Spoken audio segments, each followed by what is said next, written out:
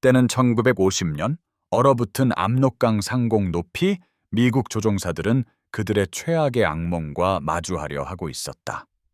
소련제 미그 15 전투기, 그들이 이제껏 마주한 그 어떤 것보다 빠르고 진보된 전투기가 하늘을 가르며 날아오르고 있었다. 한국전쟁 초기 몇 달 동안 이 제트기들은 무서운 효율성으로 미국 전투기들을 격추시키고 있었다. 국방부는 패닉 모드에 빠졌다. 조종사들이 죽어가고 있었다. 하늘에서의 전쟁은 패배하고 있었다. 그러나 모든 것이 변하기 시작했다.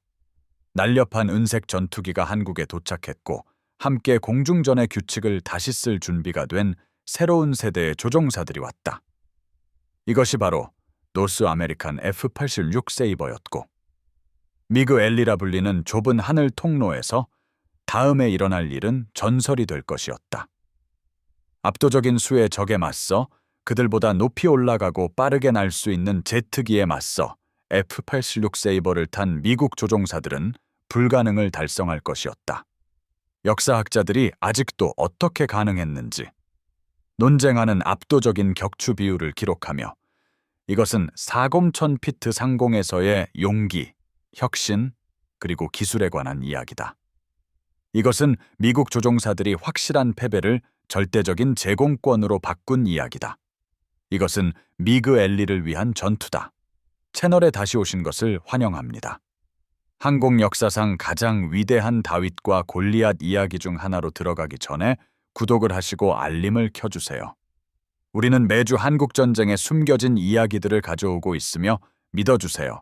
다음에 올 내용을 놓치고 싶지 않을 겁니다. 1950년 11월, 한국전쟁이 시작된 지 겨우 5개월, 미군은 자신만만했다. 그들은 북한군을 거의 중국 국경까지 밀어붙였다. 더글러스 맥아더 장군은 병사들이 크리스마스까지 집에 갈 수 있을 것이라고 약속했다. 그러나 북한 상공에서 그 자신감을 완전히 산산조각 낼 악몽이 펼쳐지고 있었다. 윌리엄 에이먼 중령은 압록강 근처에서 해군 F-5 펜서 제트기를 조종하고 있을 때 그의 피를 얼게 만드는 무언가를 목격했다. 태양을 등지고 믿을 수 없는 속도로 급강하해 오는 것은 미국 정보부가 예상하지 못한 후퇴익 전투기였다. 미그 우바보가 몇 초 만에 접근하며 37mm 기관포를 발사했다. 에이먼은 구멍이 숭숭 뚫린 펜서를 몰고 간신히 살아남았다. 며칠 내로 더 많은 조우가 이어졌다. 직선 날개를 가진 F-80 슈팅스타와 F-84 썬더제트를 조종하는 미국 조종사들은 학살당하고 있었다. 미그-15는 미국 보유 기종 중 그 어떤 제트기보다 높이 빠르게 날 수 있었고 더 빨리 상승할 수 있었다. 소련과 중국 조종사들, 그들 중 많은 이들이 2차 세계대전의 전투 베테랑이었는데 모든 이점을 활용하고 있었다. 그들은 50,000피트에서 급강하하여 단 한 번의 치명적인 공격을 가한 후 미국 제트기가 따라올 수 없는 고도로 다시 상승했다. 격추 비율은 끔찍했다. 첫 몇 주 동안 미그-15는 3대1의 비율로 미국 전투기를 격추시키고 있었다. 조종사들이 죽어가고 있었다. 폭격기 편대들이 산산조각 나고 있었다. 북한 상공의 전체 공중작전이 위태로웠다.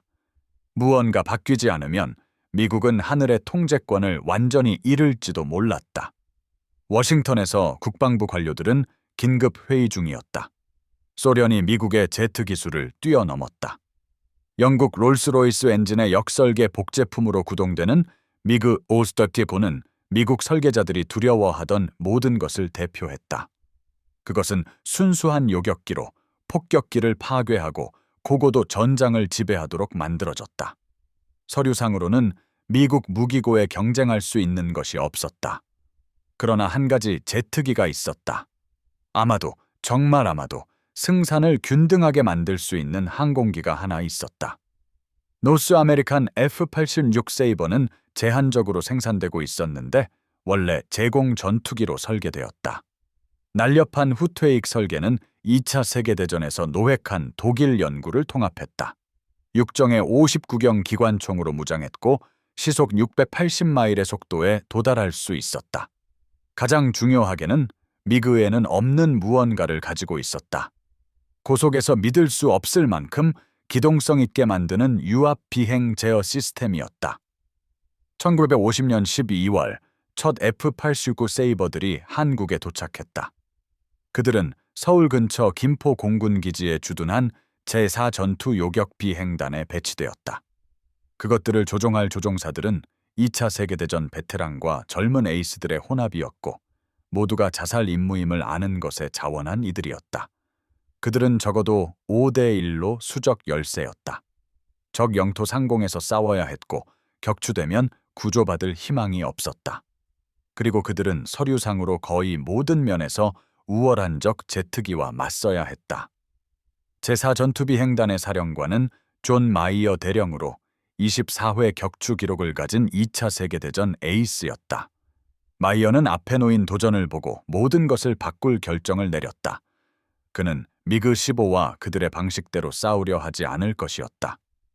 대신 그는 조종사들이 가진 단 하나의 이점을 활용하도록 훈련시킬 것이었다. 우수한 훈련, 전술, 그리고 그 놀라운 유압 제어 시스템. 마이어는 조종사들을 모아 솔직하게 설명했다. 미그는 당신을 능가하여 상승할 수 있다.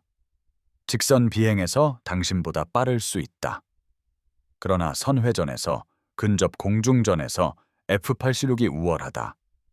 유압 제어는 당신이 더 세게 당기고 더 타이트하게 선회하고 미그가 흔들리고 떨리기 시작하는 속도에서도 제어를 유지할 수 있다는 것을 의미한다. 미그 조종사를 선회전으로 끌어들일 수 있다면 그를 이길 수 있다. 그러나 더 중요한 또 다른 이점이 있었다. 미국 조종사들은 AN/APG-30 레이더 사격 조중이라고 불리는 것을 가지고 있었다. 이것은 움직이는 표적을 맞추는데 필요한 선도각을 자동으로 계산하는 혁명적인 기술이었다. 미그 조종사들이 구식 조중이를 사용하며 어디를 조준해야 할지 추측하려 하는 동안 미국 조종사들은 조준 레티클을 적에게 맞추고 방아쇠를 당기기만 하면 됐다. 조중이가 나머지를 했다. 1950년 12월 17일 역사가 만들어졌다. 브루스 힌튼 중령이 F-86A 세이버를 조종하며 압록강 근처에서 3대의 미그-15 편대를 발견했다. 도망치는 대신 힌트는 그들을 향해 돌았다. 쉬운 먹잇감을 예상한 미그들은 전투에 돌입했다. 다음에 일어난 일은 모두를 충격에 빠뜨렸다. 힌트는 우수한 기동성을 사용하여 미그의 선호의 반경 안으로 들어갔다. 공산주의 조종사는 자신이 공영에 처했음을 깨닫고 상승하여 도망치려 했다. 미그의 전통적인 탈출 경로. 그러나 힌트는 이를 예상했다. 그는 세이버의 기술을 올리고 표적을 선도하고 방아쇠를 당겼다. 육정의 59경 기관총이 수백 발의 탄환으로 미그를 강타했다. 공산주의 제트기는 불덩이가 되어 폭발했다. 이것은 공중전에서 격추된 첫 미그-15였다. 더 중요하게는 마이어의 이론이 옳다는 것을 증명했다. 선회전에서 F-86이 이길 수 있다. 소식은 제4 전투비행단을 통해 빠르게 퍼졌다. 미그는 무적이 아니다. 당신은 그것을 이길 수 있다. 기꺼이 돌아서 싸우기만 하면 된다. 몇 주 내에 더 많은 미그 격추가 이어졌다. 자신감을 되찾은 미국 조종사들은 적극적으로 적과 교전할 기회를 찾기 시작했다. 그러나 공산주의자들은 가만히 있지 않았다. 미국 F-86들이 승리를 거두기 시작하자 소련과 중국 지휘관들은 전술을 바꿨다. 그들은 자신들의 조종사들이 중대한 실수를 저질렀다는 것을 깨달았다. 세이버와의 선회전을 받아들인 것. 새로운 명령이 내려갔다. 공중전을 하지 마라. 우수한 상승률과 고고도 성능을 사용하라. 급강하하고 사격하고 상승하여 도망쳐라. 절대 세이버와 선회하지 마라. 이러한 전투가 벌어지는 공역은 미그 엘리로 알려지게 되었다. 압록강에서 평양을 향해 남쪽으로 뻗은 약 100마일 길이, 30마일 너비의 하늘 통로였다. 그것은 세계에서 가장 위험한 공역이었다. 매일 F-86 조종사들은 북쪽 미그 엘리로 날아갔으며 그들이 수적 열세임을 알고 적 영토 상공을 날고 있음을 알고 매 임무가 마지막이 될 수 있음을 알면서 승산은 엄청났다. 1951년 중반까지 한국에는 약 200대의 F-86 세이버가 있었다. 그들과 맞서는 것은 만주에 기지를 둔 1000대 이상의 미그 15였고 그곳은 미국 전투기가 공격할 수 없는 곳이었다. 공산주의자들은 모든 이점을 가지고 있었다. 숫자, 안전한 기지, 그리고 언제 싸울지, 언제 도망칠지 선택할 수 있는 제트기. 그러나 어떻게든 불가능하게도 F-86 조종사들은 이기고 있었다. 제임스 자바라 대위는 1951년 5월 20일 그의 5번째와 6번째 미그를 격추시키며 역사상 첫 제트 에이스가 되었다. 그의 전술은 공격적이었고 거의 무모할 정도였다. 그는 의도적으로 미그 엘리 깊숙이 날아가 공산주의 조종사들을 전투로 유인했다. 그들이 미끼를 물면 자바라는 책에 나온 모든 트릭을 사용했다. 배럴 롤, 고기선회, 스플릿 기동, 그들의 뒤에 서기 위해. 그의 조중이가 나머지를 했다. 그러나 자바라의 성공은 미국인들이 가진 또 다른 중요한 이점을 드러냈다. 우수한 훈련. 미국 조종사들은 수백 시간의 비행 시간을 가지고 한국에 도착했다. 그들은 편대 전술, 사격술, 공중 전투 기동에 대해 광범위하게 훈련받았다. 많은 이들이 마이어와 자바라처럼 실제 전투 경험을 가진 2차 세계대전 베테랑이었다. 그들의 공산주의 상대들은 혼합된 구성이었다. 표식이 없는 미그를 비밀리에 조종하는 소련 조종사들은 종종 고도로 숙련되어 있었다. 그러나 훈련 프로그램을 서둘러 마친 중국과 북한 조종사들은 자주 상대가 되지 못했다. 미국 조종사들은 공중에서 차이를 인식하기 시작했다. 소련 조종사들은 영리하게 싸웠고 규율 잡힌 전술과 상호 지원을 사용했다. 중국 조종사들은 종종 편대를 이탈하고 패닉에 빠지고 치명적인 실수를 저질렀다. 훈련의 격차는 정말로 일방적인 교전들로 이어졌다. 한 유명한 교전에서 마누엘 피트, 페르난데스 대위는 16대의 미그 편대를 발견했다. 그는 혼자였고 그의 윙맨은 기계적 문제로 임무를 중단했다. 모든 논리로 볼 때 그는 도망쳐야 했다. 대신 페르난데스는 편대로 곧장 돌진했다. 그의 대담함에 놀란 미그 조종사들은 혼란 속에 흩어졌다.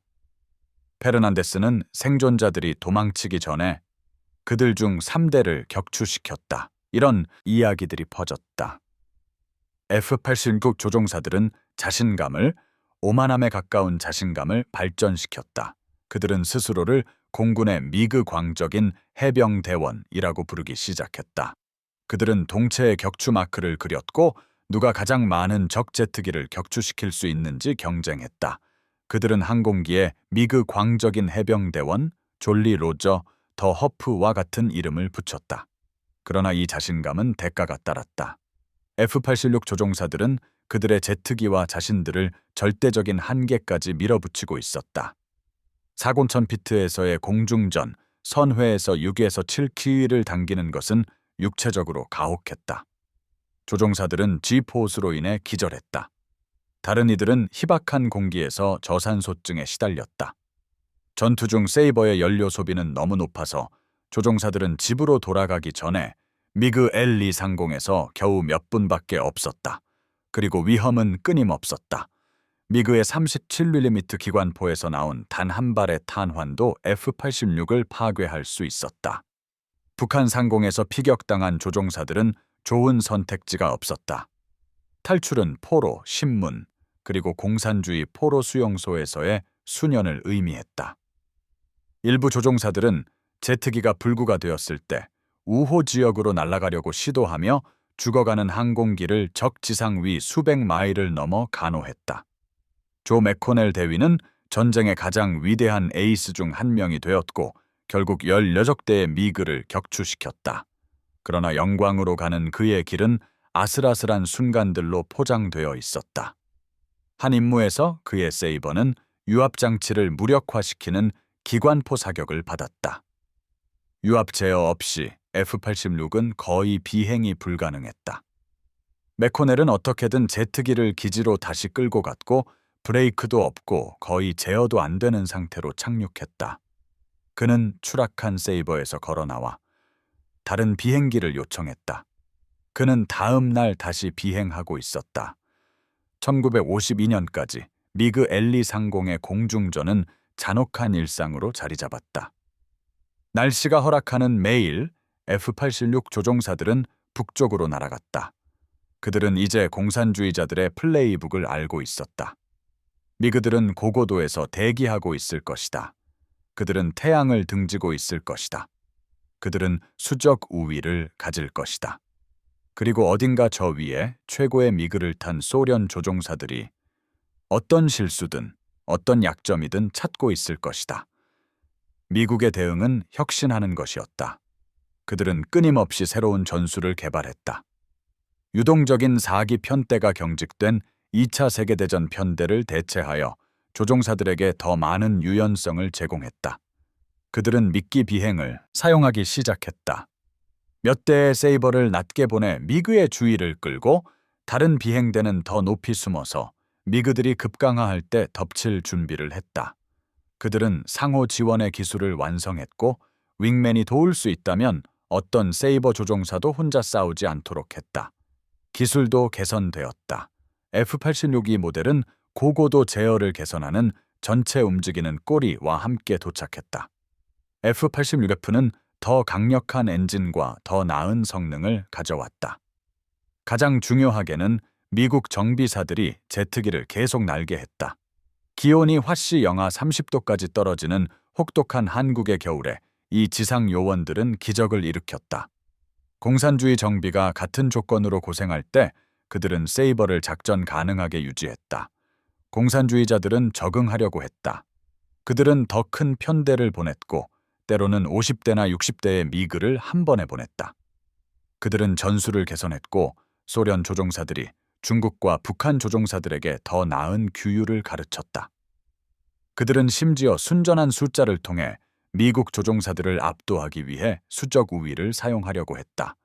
그러나 아무것도 효과가 없었다. 격추 비율은 미국에게 유리하게 계속 올라갔다. 1993년까지 F-86 조종사들이 10대 1의 비율로 아마도 더 높게 미그를 격추시키고 있는 것으로 추정되었다. 공중전에서 잃은 세이버 하나당 10대 이상의 미그가 파괴되었다. 그것은 항공 역사상 가장 일방적인 승리 중 하나였다. 제임스 헤이거스트롬 소령은 미그 엘리에서의 전쟁을 전형적으로 보여주는 전투에서 그의 8번째이자 마지막 미그를 격추시켰다. 그는 4대의 세이버 편대의 일부였는데 때에 미그에게 기습당했다. 승산은 5대 1로 그들에게 불리했다. 도망치는 대신 세이버 조종사들은 공격으로 돌아섰다. 이어진 격렬한 공중전에서 미국 조종사들은 손실 없이 4대의 미그를 격추시켰다. 생존자들은 이탈하여 북쪽으로 도망쳤다. 왜? 어떻게 미국 조종사들이 이런 결과를 달성하고 있는가? 역사학자들은 수십 년 동안 이것을 논쟁해왔다. 공식 공군 역사는 우수한 훈련, 더 나은 전술, 그리고 조중이 이점을 언급한다. 일부 역사학자들은 격추 비율이 부풀려졌다고 주장하며 미국 조종사들이 전투의 혼란 속에서 승리를 과장했다고 한다. 냉전 이후 공개된 소련 기록은 비율이 10대 1이 아니라 4대 1에 가까웠을 수 있다고 제안한다. 그러나 공식 숫자가 높다고 해도 근본적인 현실은 부인할 수 없다. 미국 F-86 조종사들은 미그 엘리를 지배했다. 그들은 압도적인 수적 열세에 맞서 제공권을 달성하고 유지했다. 그들은 전쟁 내내 미국 지상군과 폭격 작전을 보호했다. 그리고 그들은 서류상으로 적의 최고 전투기보다 열등한 제트기를 조종하면서 그것을 해냈다. 비밀은 단지 비행기가 아니었다. 조종사였다. 미국 훈련 프로그램은 세계 최고의 전투기 조종사들을 배출하고 있었다. 그들은 단지 비행 기술뿐만 아니라 의사결정, 전술적 사고, 그리고 공격적인 마인드셋을 강조했다. 그들은 조종사들에게 팀으로 일하고 서로를 지원하고 수적 열세에서도 결코 포기하지 않도록 가르쳤다. 해롤드 피셔 대위가 완벽한 예다. 1953년 4월 7일 그는 전투폭격기를 호위 중이었는데 그의 편대가 30대의 미그에게 공격받았다. 격렬한 공중전에서 피셔는 윙맨과 분리되었다. 그는 혼자였고 적 제트기들에게 둘러싸였다. 대부분의 조종사들은 탈출하려고 했을 것이다. 피셔는 대신 가장 가까운 미그로 돌아서 그것을 격추시켰다. 그런 다음 그는 다시 돌아서 두 번째 것을 파괴했다. 그가 세 번째를 조준하고 있을 때 그의 세이버가 기관포 사격을 받았다. 제트기가 불구가 되자 피셔는 북한 상공에서 탈출했고 전쟁의 나머지 기간을 포로로 보냈다. 그러나 패배 속에서도 그는 두 대의 미그를 함께 가져갔다. 전쟁이 1953년 7월 결론을 향해 질질 끌려가면서 F-86 조종사들은 계속해서 그들의 격추 숫자에 추가했다. 로니 무어 대위는 미그 엘리 상공의 첫 임무에서 두 대의 미그를 격추시켰다.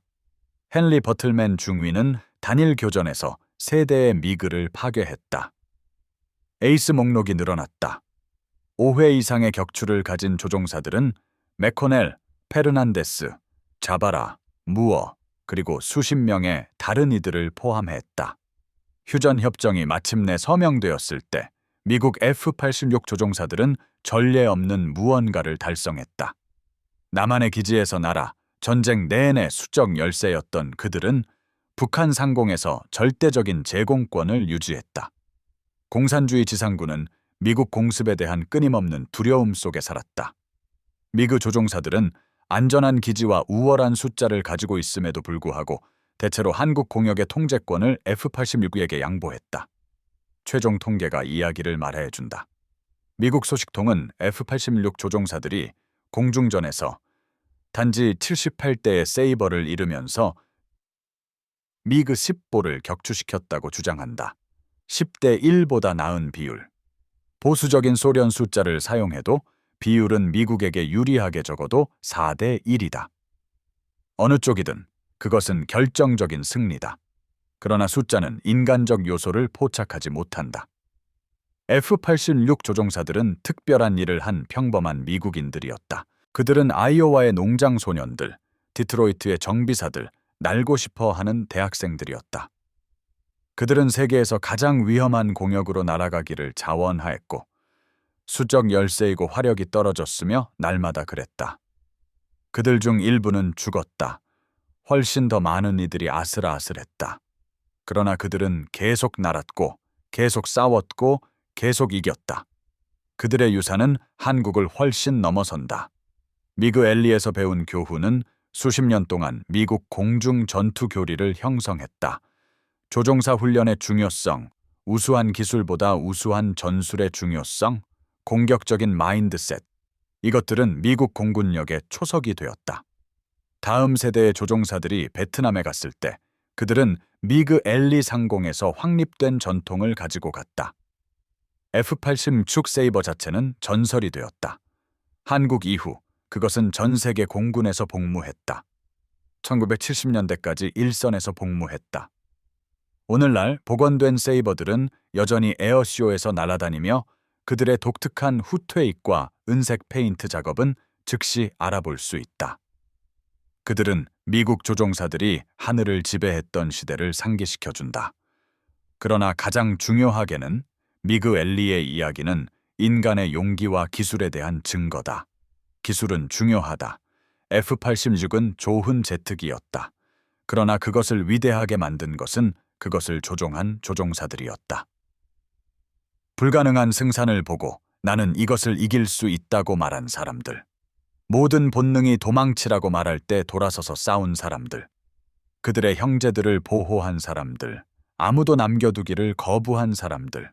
그것이 임무였기 때문에 매일 지옥으로 날아간 사람들.